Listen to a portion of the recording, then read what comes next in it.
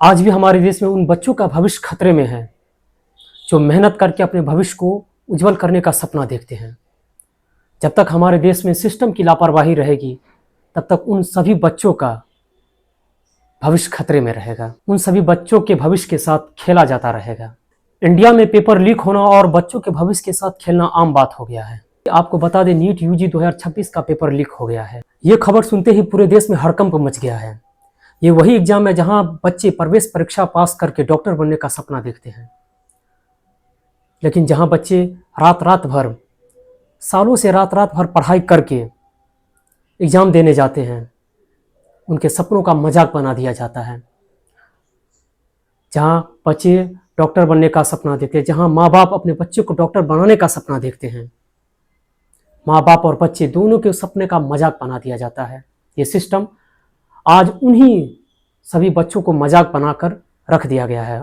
आज उन्हीं सब बच्चों को मजाक बना दिया गया है। हमारे देश में सिर्फ नीट ही नहीं, ऐसे कई एग्जाम हैं जहां पेपर लीक होना आम बात हो गया है। पेपर होते रहते हैं और एग्जाम लीक होता रहता है, लेकिन सिस्टम नहीं बदलती है। अब पूरे देश में एक ही सवाल उठ रहे हैं कि पेपर लीक कैसे होगा।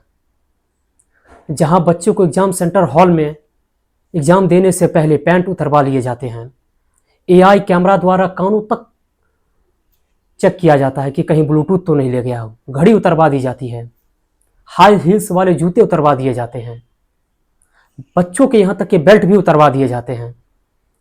फिर भी नीट का पेपर कैसे लीक हो गया? इतनी कड़ी सुरक्षा के बावजूद भी नीट का पेपर कैसे लीक हो गया? ये सवाल पूरे देश में उठ रहा है। ये कहानी शुरू होती है महाराष्ट्र के नासिक से, जहां प्रिंटिंग प्रेस से नीट का पेपर छापा जाता है। वहीं से पेपर लीक होने की संभावना बताई जा रही है।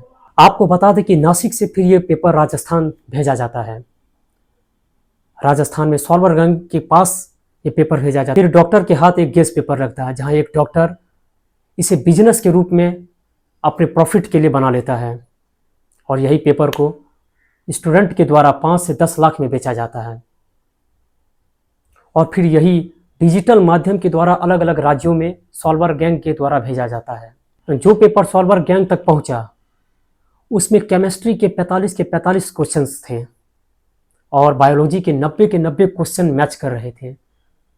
तभी नेशनल टेस्टिंग एजेंसी एनटीए ने सख्त आदेश दिए और पेपर को रद्द करने का आदेश दिया।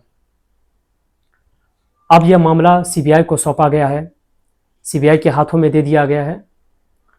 लेकिन मैं फिर भी एक सवाल है कि कब तक बच्चों के भविष्य के साथ खेला जाता रहेगा?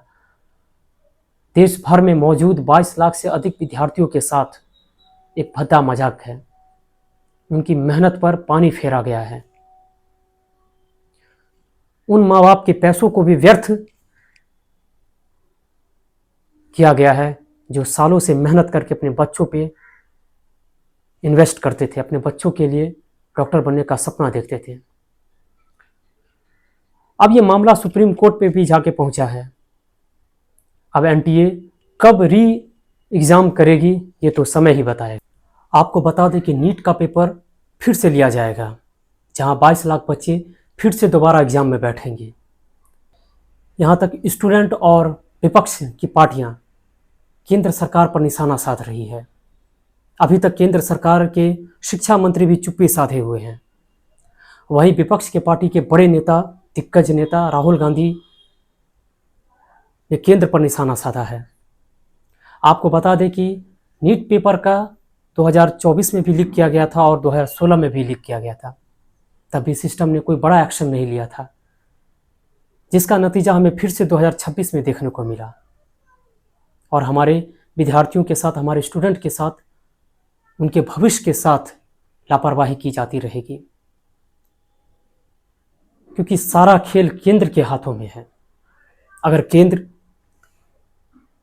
सख्त एक्शन लेती है तो हमारे बच्चों का भविष्य के साथ खेला नहीं जाएगा।